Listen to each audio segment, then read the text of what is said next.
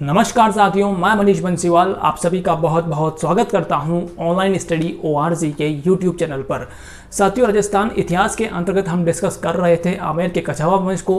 और साथियों, आमेर के कछावा वंश को भी हमने पिछली क्लास में सवाई जय सिंह प्रथम तक डिस्कस कर लिया था। साथियों, देखिए मैंने वहाँ पर आपको बताया था कि सवाई जय सिंह प्रथम के पश्चात में शासक आते हैं हमारे राम सिंह, और राम सिंह के पश्चात में आते हैं बिशन सिंह।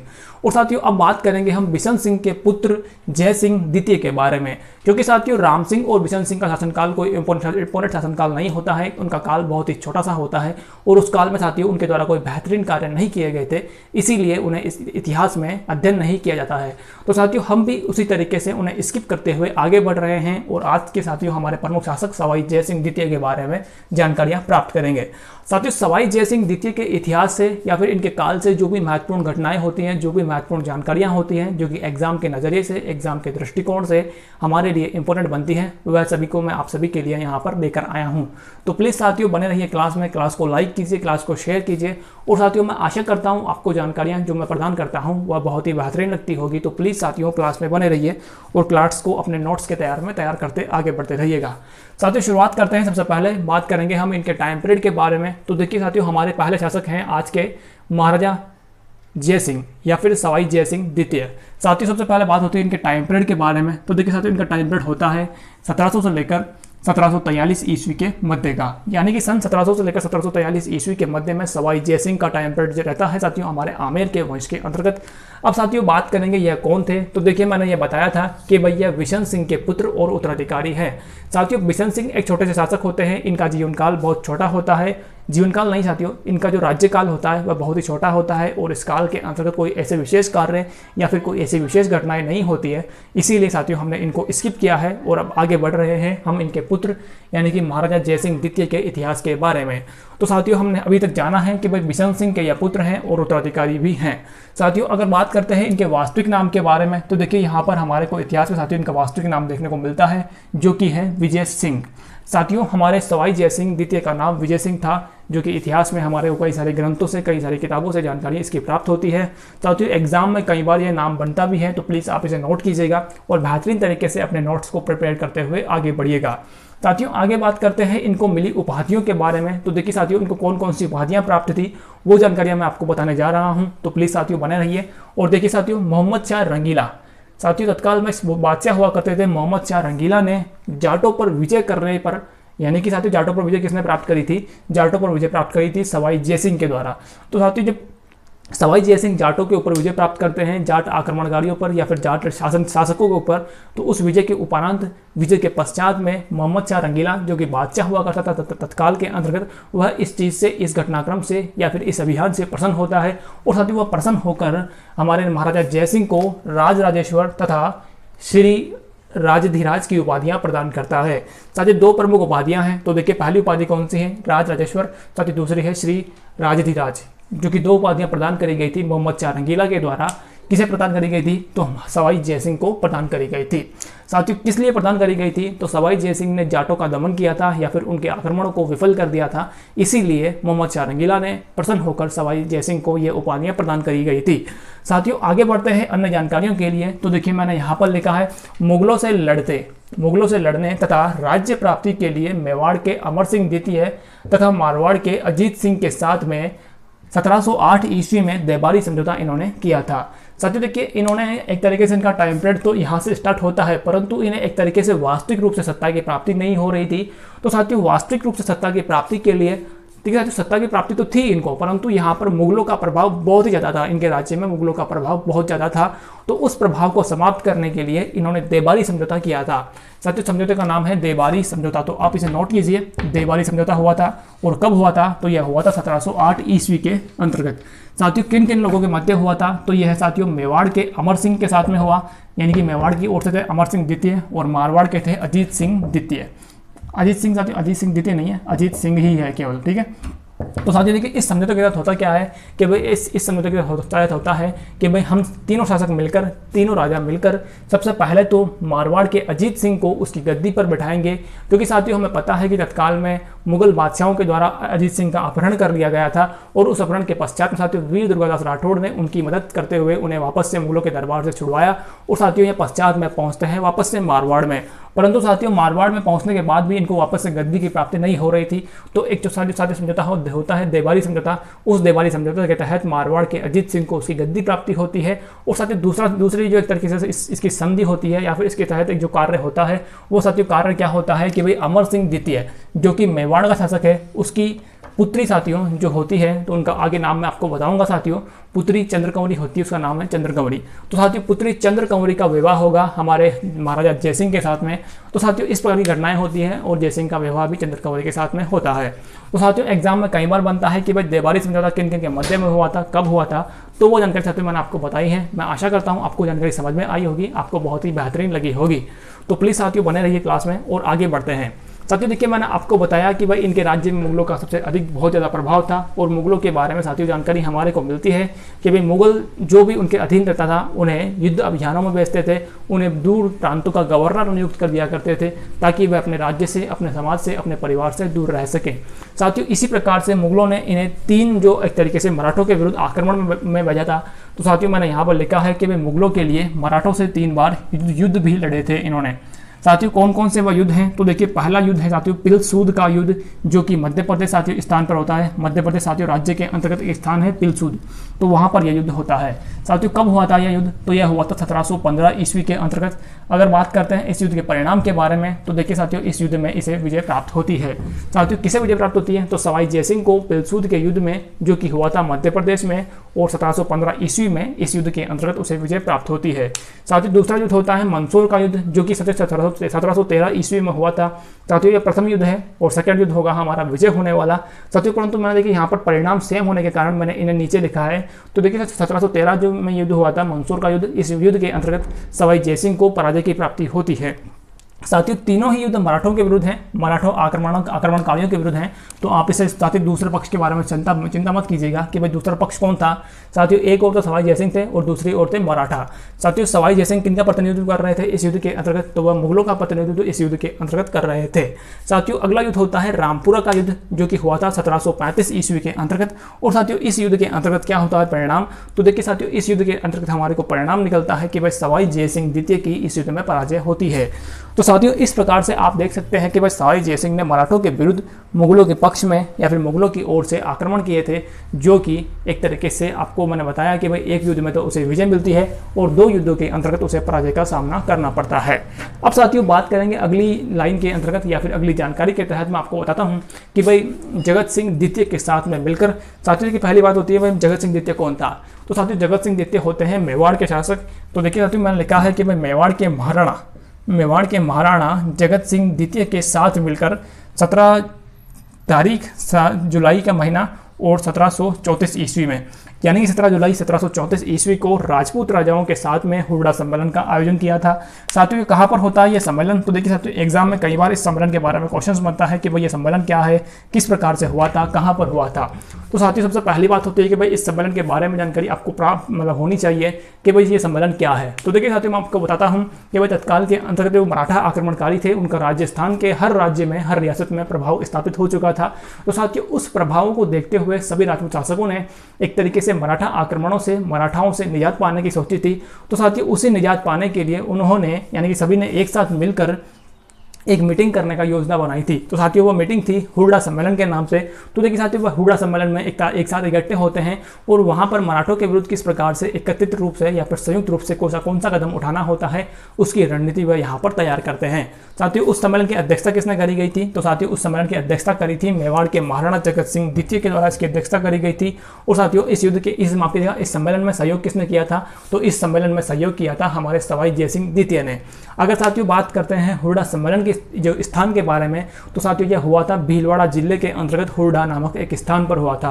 साथियों मैं आशा करता हूं जानकारी आपको समझ में आ चुकी होगी भाई ये सम्मेलन क्या है, कि इसमें किसकी अध्यक्षता हुई थी और यह कब हुआ था, कहां पर हुआ था। और इसका होने का कारण क्या था। तो साथियों वो जानकारियां मैंने आपको बताई हैं। अब देखिए आगे बढ़ते हैं और बात करते हैं अगली लाइन के बारे में। भाई साथियों अगली जानकारी क्या बनती है इनके इतिहास के बारे में, तो वो मैं आपको बताता हूँ। साथियों देखिए नोट कीजिएगा बेहतरीन तरीके से, मैंने यहाँ पर लिखा है जयसिंह संस्कृत, फारसी, गणित और ज्योतिष्य का प्रकांड विद्वान था। तो साथियों आप समझ सकते हैं कि भाई सवाई जयसिंह गणित, संस्कृत, फारसी, ज्योतिष्य का एक प्रकांड विद्वान था, यानी कि उसे बहुत ज़्यादा इस विषयों में रुचि थी और इसके बारे में उसे बहुत ज़्यादा नॉलेज भी था, या फिर उसे विद्वान का दर्जा इसमें प्राप्त था। साथियों इसी चीज़ को देखते हुए उन्हें ज्योतिष्य शासक भी कहा गया था। तो मैंने यहाँ पर लिखा है तथा ज्योतिष्य शासक भी कहलाया। साथियों देखिए उसकी ज्योतिष्य में रुचि होने के कारण उसे ज्योतिष्य शासक भी कहा गया था। साथियों उसके द्वारा बहुत से ऐसे ग्रंथ थे कि ज्योतिष्य से संबंधित थे, जो कि रचना करे गए थे। तो देखिए मैंने यहाँ पर लिखा है जयसिंह द्वारा सम्राट, सिद्धांत कौस्तुभ तथा जयसिंह कारिका नामक ग्रंथों की रचना करी गई थी। तो साथियों देखिए ये ग्रंथ हैं, देखिए साथियों में पहले सबसे पहले बताए थे कि भाई सम्राट सिद्धांत और सिद्धांत कौस्तुभ, साथियों ये दो प्रमुख ग्रंथ हैं। इनकी रचना किसके सहयोग से करी थी तो वो मैं आपको आगे बताऊंगा। साथियों देखिए इनके दरबारी कवि होते हैं पंडित अपने जगन्नाथ। तो साथियों जगन्नाथ के सहयोग से इन्होंने एक तरीके से इन ग्रंथों की रचना करी थी। तो साथियों आगे बात करेंगे इनके बारे में और जानकारियों के बारे में। तो देखिए मैंने आपको बताया था कि भाई किस प्रकार से ये विद्वान थे और इन्होंने कौन कौन से ग्रंथों की रचना करी थी। अब साथियों बात करते हैं इनके विद्वानों के अलावा जो कि साथियों अन्य कार्य होते हैं, यानी कि भाई निर्माण कार्य होते हैं, या फिर उन्होंने समाज के अंतर्गत कौन कौन से सुधारवादी कार्य किए थे। तो साथियों वो भी मैं आपको बताऊंगा, यहाँ पर बने रहिएगा क्लास में। साथियों आगे बढ़ते हैं। तो देखिए साथियों जयसिंह के द्वारा दिल्ली, जयपुर, उज्जैन, वाराणसी तथा में जंतर मंतर के नाम से वेधशालाएं स्थापित करवाई गई थी। तो साथियों आप समझ सकते हैं कि भाई सवाई जयसिंह ने दिल्ली, जयपुर, उज्जैन, वाराणसी, मथुरा। साथियों अगर आप इसको याद करना चाहते हैं इसके नाम के बारे में तो देख सकते हैं कि भाई DJUVM, दिल्ली, जयपुर, उज्जैन, वाराणसी, मथुरा। साथियों एक शॉर्ट ट्रिक है, आप इसके माध्यम से याद कर सकते हैं कि भाई DJUVM के माध्यम से आप इसे याद कर लेंगे बड़ी आसानी से साथियों। और देखिए साथियों ये क्या है, तो एग्जाम में साथियों कई बार बनता है कि भाई जयपुर के अलावा किन किन शहरों में जंतर मंतर स्थापित हैं या फिर जंतर मंतर बने हुए हैं।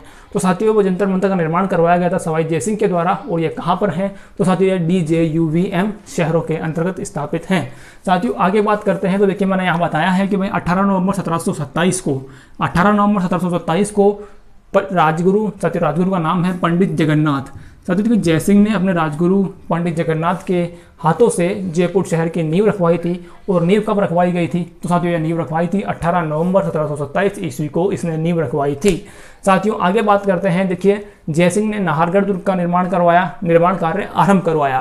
साथियों देखिए सवाई जयसिंह के द्वारा इस दुर्ग का निर्माण कार्य आरंभ होता है, परंतु इनके निर्माण कार्य पूर्ण होने के पहले ही इनकी मृत्यु हो जाती है। साथियों इनके जो उत्तराधिकारी आएंगे वह इसका निर्माण कार्य पूर्ण करवाएंगे।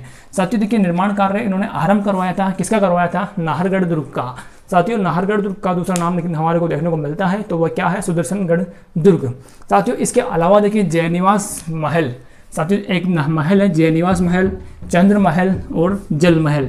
इन चारों महलों का निर्माण कार्य इन्होंने करवाया था। और साथियों यह निर्माण कार्य इन्हीं के शासनकाल में पूर्ण भी हो चुके थे। साथियों इस प्रकार से आप देख सकते हैं कि भाई इन्होंने बेहतरीन तरीके से निर्माण कार्य भी करवाया। एक दुर्ग का तो निर्माण कार्य इन्होंने शुरू करवाया था, और 3 साथियों जो प्रमुख दुर्ग मैंने आपको बताए हैं, साथियों दुर्ग नहीं महल, तो उनका निर्माण कार्य इन्होंने संपन्न करवाया था। साथियों आगे बात करते हैं इनके दरबारी विद्वानों के बारे में। तो देखिए मैंने यहाँ लिखा है कि भाई इनके दरबार में कौन कौन से दरबारी थे, कौन कौन से विद्वान थे। तो साथियों आप देख सकते हैं कि भाई केवल राम, जिसने लोगोरिथम का संस्कृत में अनुवाद किया था। साथियों वर्तमान में लोगोरिथम एक बहुत ही प्रसिद्ध चीज़ है, बहुत ही पॉपुलर चीज़ है, जो कि एसएससी के एग्जाम में साथियों अपने मैथ का एक विषय, साथियों गणित का एक विषय है। तो इसके क्वेश्चंस आते हैं लोगोरिथम के क्वेश्चंस, जो कि साथियों लोग के नाम से आप जानते हैं, जो कि साथियों एसएससी के एग्जाम्स में बहुत ज़्यादा पूछे जाते हैं। तो साथियों उसका एक तरीके से इन्होंने संस्कृत में अनुवाद किया था, उसके बारे में सारी जानकारी साथियों इन्होंने संस्कृत में जुटाई थी। साथियों आगे बात करते हैं पंडित जगन्नाथ के बारे में। तो देखिए साथियों मैंने आपको बताया था कि भाई सम्राट सिद्धांत और सिद्धांत कौस्तुभ के सहयोग, मतलब यानी कि जो जयसिंह थे इन्होंने इन ग्रंथों की रचना करी थी साथियों। परंतु इनके साथ में कौन कौन थे तो साथियों इनके साथ में थे पंडित जगन्नाथ, यानी कि इन 2 ग्रंथों की रचना करने में पंडित जगन्नाथ ने जयसिंह की मदद करी थी या फिर उनकी हेल्प करी थी। साथियों अगर बात करते हैं जयसिंह के आपके यहाँ पंडित जगन्नाथ के खुद के बारे में कि भाई इन्होंने एक तरीके से अपने व्यक्तिगत रूप से कौन से ग्रंथ की रचना करी थी, तो साथियों वो ग्रंथ होता है, साथियों देखिए मैंने यहाँ पर लिखा है कि भाई न्यूक्लिड की ज्यामिति का संस्कृत में इन्होंने अनुवाद किया था। साथियों आगे बात होती है तो पुंडरीक रत्नाकर के बारे में, तो देखिए यह कौन है, यह कहाँ से आते हैं, तो साथियों पुंडरीक रत्नाकर जयसिंह के दरबारी विद्वान हुआ करते थे और उन्होंने जयसिंह कल्पद्रुम नामक ग्रंथ की रचना करी थी। साथियों मैं आशा करता हूँ आपको जानकारी बहुत ही समझ में आई होगी, बहुत ही बेहतरीन लगी होगी, तो प्लीज़ साथियों क्लास को लाइक कीजिए, अपने सभी साथियों में इस क्लास को शेयर अवश्य कीजिएगा। साथियों आगे बढ़ते हैं और अब बात करते हैं जयसिंह के द्वारा किए गए समाज सुधार के कार्यों के बारे में।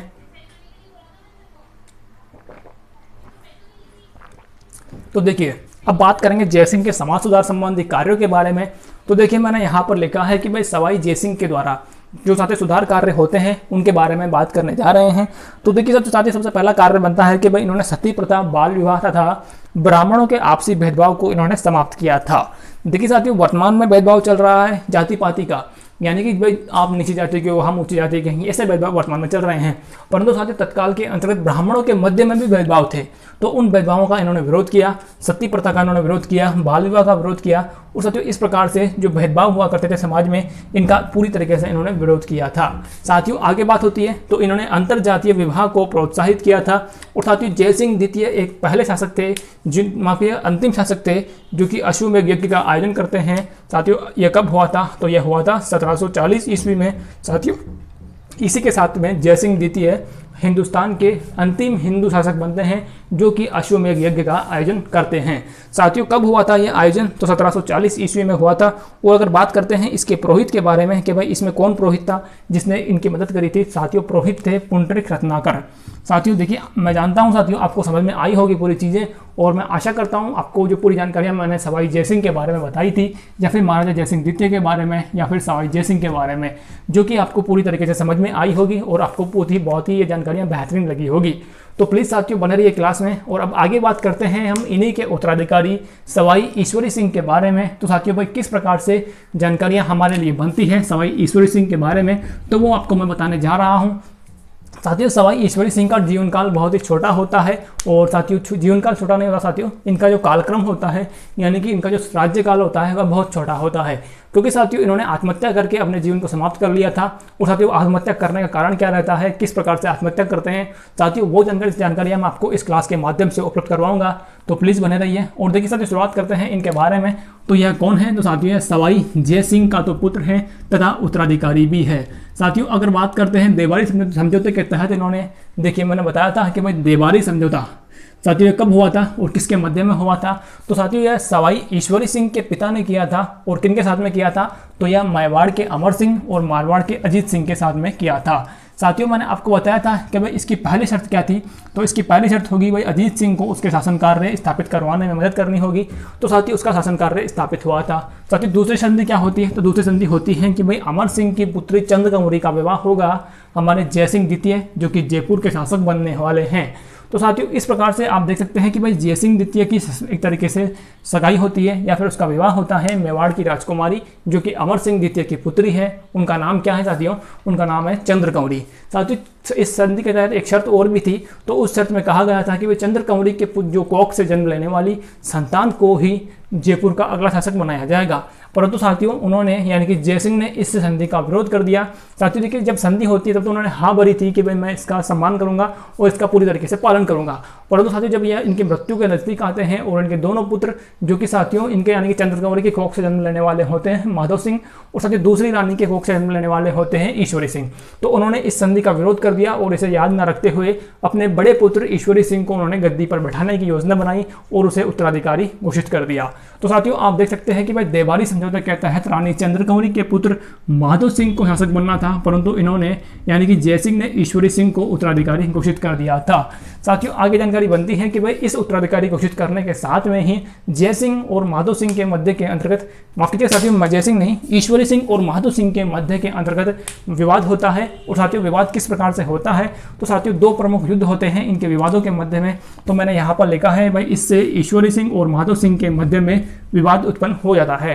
साथियों देखिए पहला विवाद होगा, पहला युद्ध होगा राजमहल का युद्ध। साथियों कहाँ पर है ये राजमहल, तो ये टोंक जिले में स्थापित है। साथियों 1747 ईस्वी में यह युद्ध हुआ था और देखिए मैंने यहाँ पर लिखा है कि भाई ईश्वरी सिंह वर्सेस माधव सिंह के मध्य में यह विवाद हुआ था।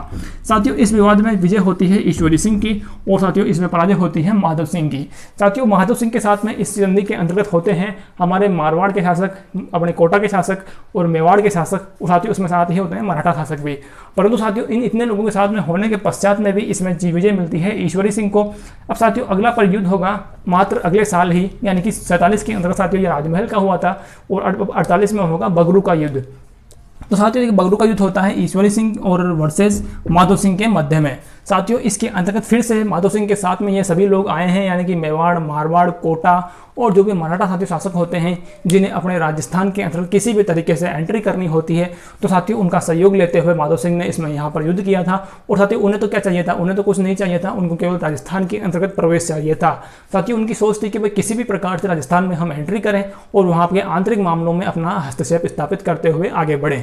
साथियों देखिए इस युद्ध में होता क्या है, तो इस युद्ध में पराजय होती है ईश्वरी सिंह की और माधव सिंह की इसमें विजय होती है। साथियों देखिए विजय के उपरांत उसे यानी कि माधव सिंह को टोडा, टोंक, मालपुरा सहित 5 परगाने प्राप्त होते हैं। साथियों तत्काल के अंतर्गत टोडा, टोंक, मालपुरा के जो साथियों परगाने थे वो बहुत ही इंपॉर्टेंट थे, बहुत ही बड़े थे और साथियों आर्थिक दृष्टि से यह सुदृढ़ थे। तो साथियों देख सकते हैं कि भाई टोडा, टोंक, मालपुरा सहित 2 परगाने और थे, सहित 5 परगाने थे जो कि इन्हें प्राप्त होते हैं। साथ ही राज्य में मराठों का प्रभाव भी इस युद्ध के पश्चात में बढ़ जाता है, क्योंकि साथियों आपको देखने को मिलेगा कि भाई मारवाड़ के शासक हैं तो वह मारवाड़ लौट जाएंगे, मेवाड़ के हैं तो वह मेवाड़ लौट जाएंगे, और अगर कोटा का शासक है तो कोटा का शासक आते हैं तो वह कोटा लौट जाएंगे। परंतु साथियों मराठा कहाँ से आते हैं, वह मराठा तो मराठवाड़ा से आते हैं जो कि बहुत दूर होता है। तो साथियों उन्होंने एक तरीके से माधव सिंह के साथ में संधियां कर ली और उसके ऊपर दबाव स्थापित किया। साथियों इसके पश्चात में देखने को मिलता है कि वे मराठा राजस्थान में रहने लगते हैं और वो यहाँ पर अपनी सैनिक इकाइयाँ, सैनिक टुकड़ियाँ स्थापित कर लेते हैं। साथियों आगे बात होती है 1570 ईस्वी के अंदर बात कर रहे हैं। देखिए 1750 की बात है। 1750 ईस्वी में मराठा सरदार होते साथियों महाराव हलकोर। साथियों देखिए महाराव हलकोर के आक्रमण तथा भारी चोट कर से परेशान होकर चंद्रमहल में हमारे ईश्वरी सिंह ने आत्महत्या कर ली थी। साथियों आप अगर इस बात को याद ना रखें तो साथ आप देख सकते हैं कि भाई एक तरीके से ईश्वरी सिंह ने मराठाओं के दबाव में आकर और भारी चोट से परेशान होकर, साथियों चोट तत्काल में एक कर होता था, उससे परेशान होकर सवाई ईश्वरी सिंह ने आत्महत्या कर ली थी। साथियों आत्महत्या कहाँ पर करते हैं, तो यह करते हैं चंद्रमहल या फिर सिटी पैलेस के अंतर्गत। साथियों चंद्रमहल और सिटी पैलेस दोनों एक ही चीज़ें हैं, आप कंफ्यूज ना होइएगा। तो चंद्रमहल या फिर सिटी पैलेस में जब ये आत्महत्या करते हैं साथियों खबर पहुंचती है पूरे जयपुर राज्य के अंतर्गत, तथा जयपुर राजस्थान के अंदर जो भी राजपूत के शासक थे, बड़े बड़े लोग थे इनके दरबार में रहने वाले, तो वह इस चीज़ से बड़े घटना से प्रभावित होते हैं। तो साथियों उन्होंने एक तरीके से गुपचुप तरीके से इनका अंतिम संस्कार करने की योजना बनाई थी। साथियों अंतिम संस्कार उनको करते हैं हमारे चंद्रमहल के अंतर्गत ही। और साथियों इसीलिए आपको देखने को मिलता है कि भाई चंद्रमहल में अंतिम संस्कार करने के कारण साथियों इन्हीं की छतरी जो एकमात्र शासक हैं, इनकी छतरी चंद्रमहल में स्थापित है। साथियों बाकी जयपुर के जो भी अन्य शासक हैं उनकी छतरियां हैं गेटोर की छतरियां, जो कि साथियों नाहरगढ़ दुर्ग की तलहटी में स्थापित है। तो साथियों इस प्रकार से हमने आज की इस क्लास में सवाई जयसिंह और उनके उत्तराधिकारी ईश्वरी सिंह के बारे में बात करी थी। साथियों मैं आशा करता हूं आपको जानकारियां बहुत ही बेहतरीन लगी होगी। और साथियों मैं आपको विश्वास दिलाता हूं कि अगर आप राजस्थान के एग्जाम्स की तैयारी कर रहे हैं तो प्लीज़ साथियों बने रहिए क्लास के अंतर्गत। साथियों अगर आप राजस्थान इतिहास पढ़ते हैं, राजस्थान आर्ट एंड कल्चर पढ़ रहे हैं मेरे माध्यम से, तो साथियों मैं आपको 100% गारंटी देता हूँ कि आपको मेरी क्लास के मध्य से ही आपका पेपर भिड़ेगा और इससे बाहर का कोई भी क्वेश्चंस नहीं बनेगा, क्योंकि साथियों मैंने उस हर चीज़ को पैटर्न किया है यहाँ पर। साथियों मैंने आपके लिए लेटेस्ट जो पैटर्न होता है एग्जाम का उसको स्टडी करते हुए यहाँ पर पैटर्न पेपर तैयार किया है। साथियों किस तरीके से क्वेश्चंस बन रहे हैं वो सारी चीज़ें मैंने यहाँ पर आपके लिए तैयार करी हैं। साथियों देखिए मैंने हर विशेष जानकारी को आपके लिए यहाँ पर लेकर आया हूँ। साथियों मैंने कोई फालतू जानकारी यहाँ पर नहीं लिखी है, क्योंकि साथियों मुझे पता है कि भाई आपके इसी के साथ में मेरा भी समय खराब होगा और आपका भी समय खराब होगा। तो प्लीज़ साथियों मेरे पर विश्वास रखिएगा और बेहतरीन तरीके से अपने नोट्स को प्रिपेयर करते हुए आगे बढ़िएगा। धन्यवाद, मिलते हैं अगली क्लास में। और साथियों अगली क्लास में हम बात करेंगे ईश्वरी सिंह के उत्तराधिकारियों के बारे में, जो कि साथियों हमारे लिए इंपॉर्टेंट बनते हैं, उनके बारे में बात करते हुए आगे बढ़ेंगे। धन्यवाद साथियों, मिलते हैं अगली क्लास में। आप सभी का दिन शुभ हो। धन्यवाद।